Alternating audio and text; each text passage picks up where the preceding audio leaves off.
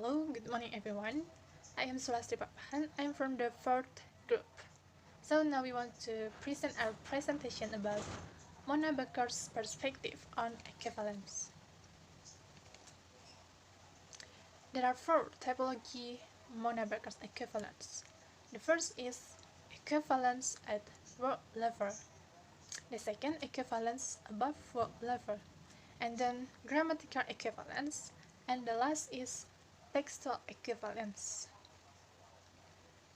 And I will discuss about equivalence at word level. What is the word? Word is the smallest unit of language that can be used by itself.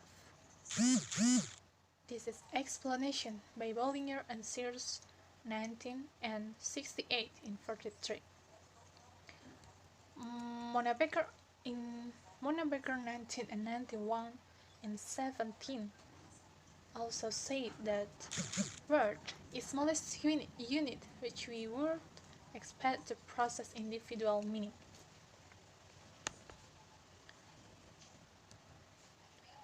Introducing morpheme.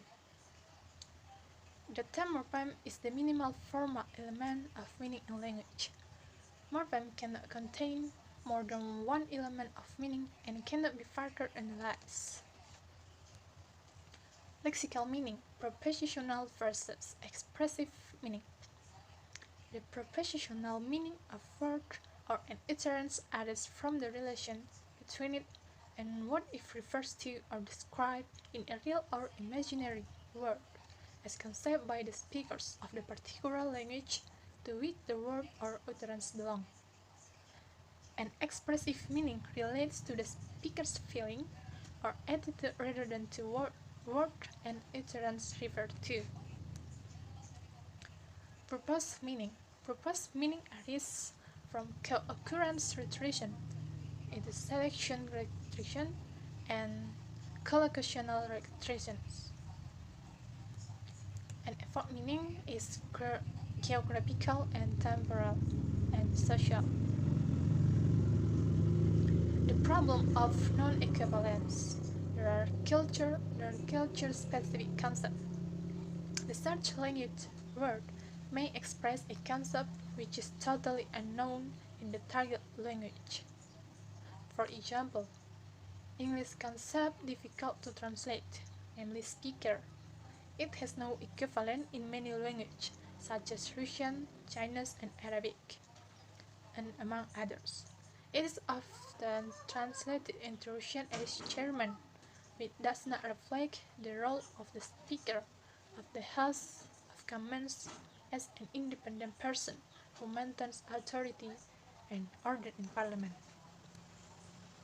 And then the search language concept is not lexicalized in the target language.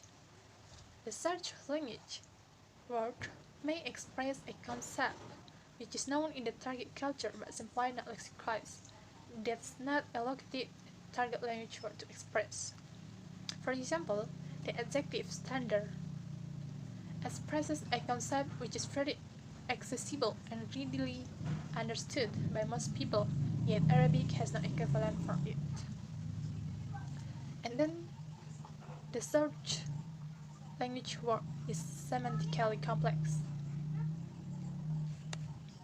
And then the search and the target language make different distinction in meaning.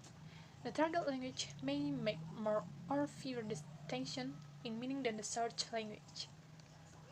And then the target language lack a subordinate. The target language may have specific words, but no general word to have the semantic field. And then the target language lack a specific term. More commonly, language tend to have general words, but lack specific ones. For example, under house. English again has a variety of hyponyms which have no equivalent in many languages, as bungalow, cottage, chalet, lodge, villa, and hall. And the last is differences in physical or interpersonal perspective. Physical perspective has to do with where things or people are in relation to one another or to a place, as expressed in pairs of words, such as come or go, take or bring, and arrive or depart. So I think that's all, and next will be continued by my friend. Thank you.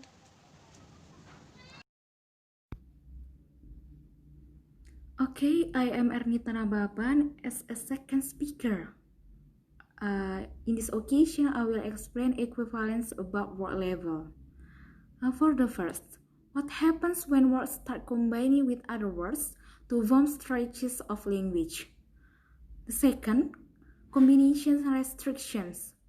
The third, the likelihood of certain words occurring with other words and the naturalness or typicality of the resulting combinations.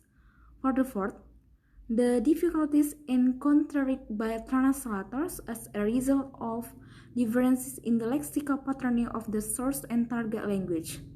The fifth, lexical patterning, collocations, and idioms fixed expressions. In these situations, focus on collocations, idioms, and fixed expressions. The next, collocational related pitfalls and problems in translations.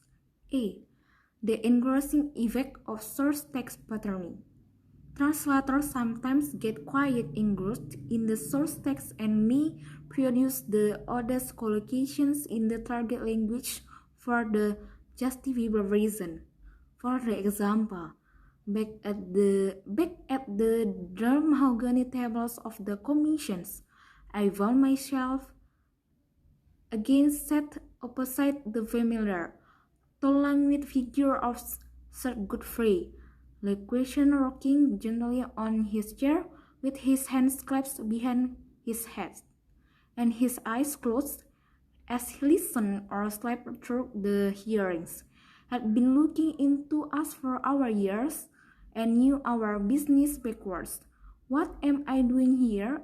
I do as I guess by the horror and by the moon at the hole in the sole of this leather shoe, and wondered why London's bit was in the hands of his leather shoe, and wondered why London's bit was in the hands of a man who couldn't organize his own shoe repairs. The second collocation, misinterpreting the meaning of source language collocations. A translator can easily misinterpret a collocation in the source text due to interference from his or her native language. This happens when a source language collocation appears to be familiar because it corresponds in form to a common collocation in the target language. For the example, this represents only a part of all Forbes magazine reporting on Faye. In the Mark issue mentioned before, he had approached in the industrialist Robert O. Anderson under the cover of commissions agent. The industrialist had been struck by his appearance as someone with modest means.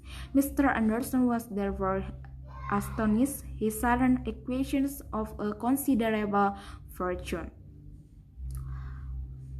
C. The tension between accuracy and naturalness. A translator ideally aims at producing a collocation which is typically in a target language while at the same time preserving the meaning associated with the source collocation. This idea cannot always be achieved. Translation often involves attention, a difficult choice between what is typical and what is accurate.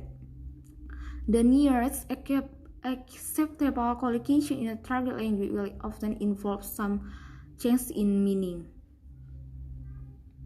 For the example, Tiny Rowland is a cheaper written than Peter Wright and has an even stranger story to tell. D. culture-specific collocations. Some collocations reflect to the cultural setting in which they occur.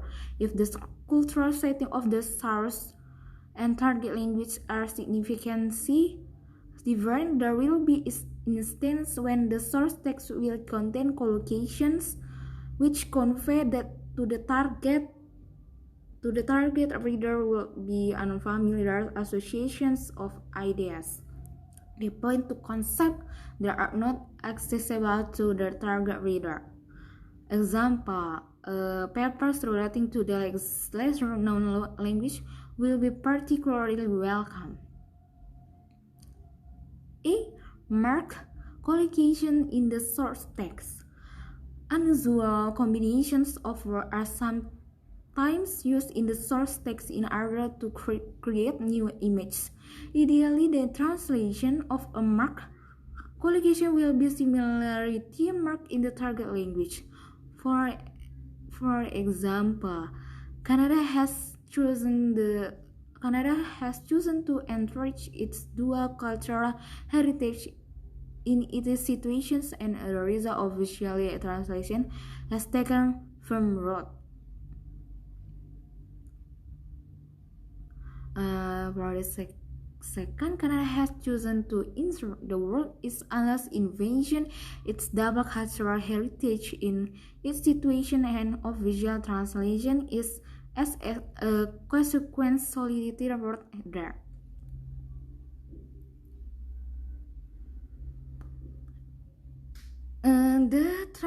The translation of idioms. It is difficulties. For an idiom or fixed expression may have to equivalent in the target language. Hello everyone, I am Indrastiani Tolombanwa. I'm the third speaker. Now I am explain about grammatical equivalence. One number, English recognize a distinction between singular and plural. For example, this distinction has to be expressed morphologically by adding a suffix to a noun or by changing its form in some other way to indicate in it refers to one or more than one. Students or students, fox or foxes, man or man. Some language, such as Japanese, Chinese, and Vietnamese, prefers to express the same nation lexically or more often not at all. Example, my book and my books are both in Chinese wudishu. 2. Genre. English does not have a grammatical category of genre as such. English nouns are not regularly inflected to distinguish between feminine and masculine. For example, the problematic items in the is the pronominal function of genre. For example, shampoo the hair with a milk will shampoo and like towel tree.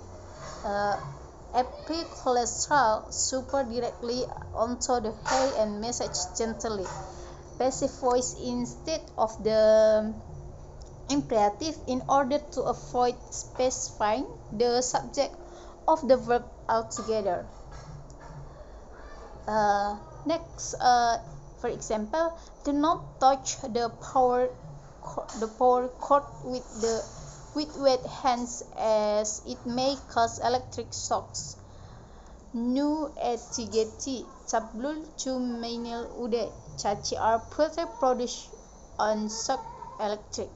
In Romanian, the problematic issue of the pronominal function of genre is avoided by using a verbal form specific to the plural form of the second person. Personal pronoun, non-gender designation of masculine. 3. The person. The category of person relates to the nation of participant roles. Bahasa Indonesia has a 9-term pronoun system where English has only 7. The inclusive or exclusive dimension. English we has two translator in bahasa Indonesia involving a choice between kami and kita. The familiar or non-familiar dimension, which instance aku dan saja. For English, I, depending on the relationship between speaker and bearer. In, tran- in, tran- in translation, decision has to be made along such dimension as 1. Genre, 2. Degree of intimacy between participants, and the last, whether reference includes or excludes the address. For example, darling, don't you understand? If I not to say I love you, she stopped me.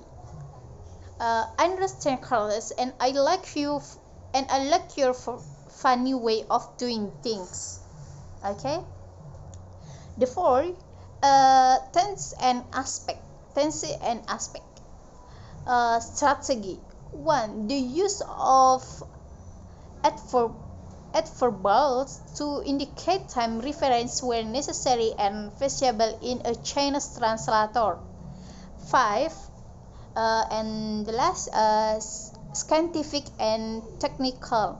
Writing in English relies heavily on passive structures in order to give the impression of objectivity and to distance the writer from the statement made in the text. For example, papers are invited on all aspects of lexicography, theoretical and practical, diachronic and synchronic. Two individual presentation should be timed to last 20 minutes, a discussion period to follow. And the last, abstracts should be sent to the lecture program organization. Okay, I think that's all about the grammatical equivalence, and thank you.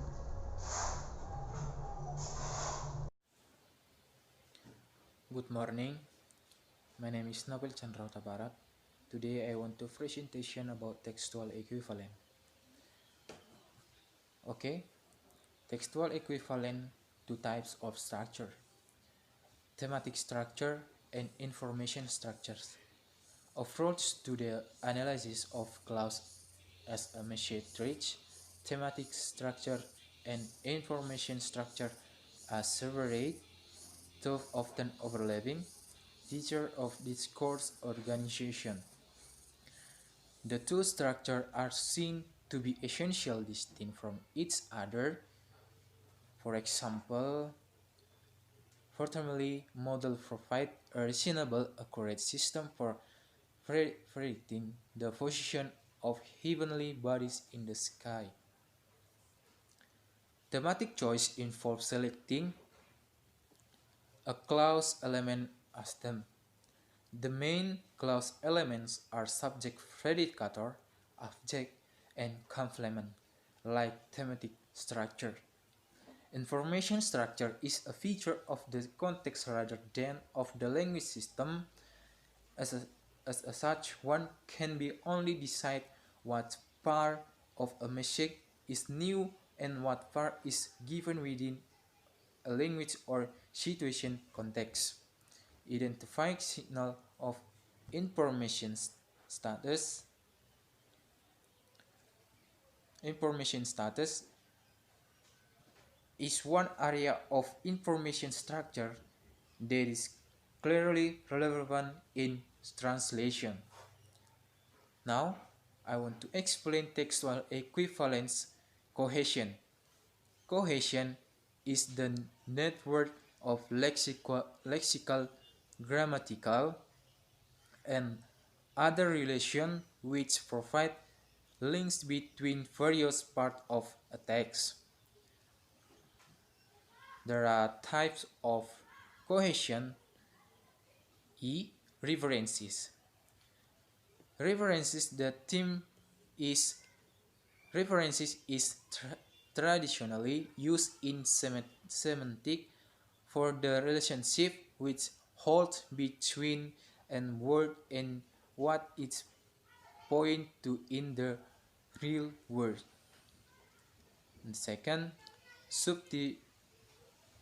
the second, substitution and ellipsis.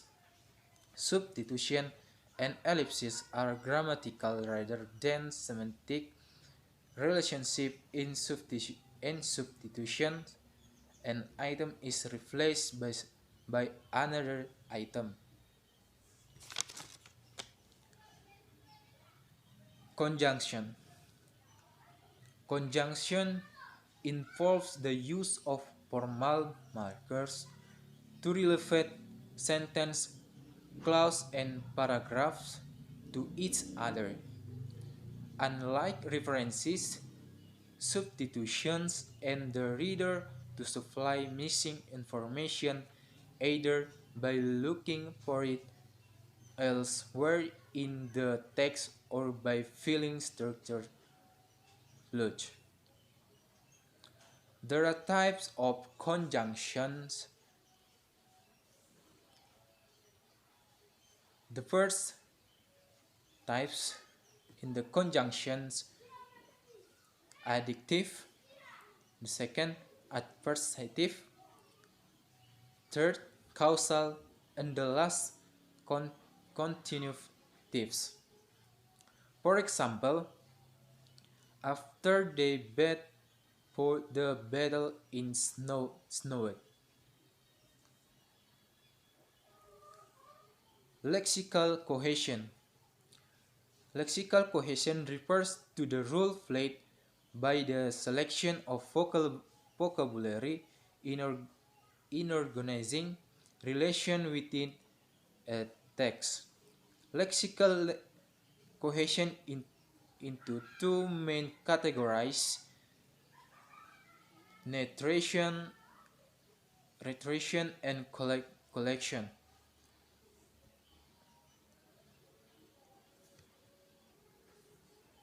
Reiteration as such involves repetition of lexical items. For example, there's a boy climbing that tree. And the last, collection. Collection as the subclass of the lexical cohesion, which involves a pair of lexical items that are associated with each other in the language in some way. I think for today I say thank you.